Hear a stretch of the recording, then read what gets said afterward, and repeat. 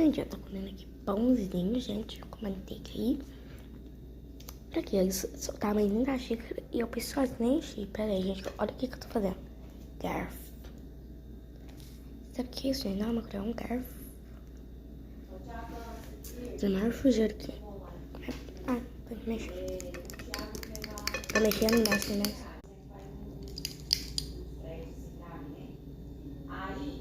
Muito doce, mas dá. Pode passar então 600. Passando pão?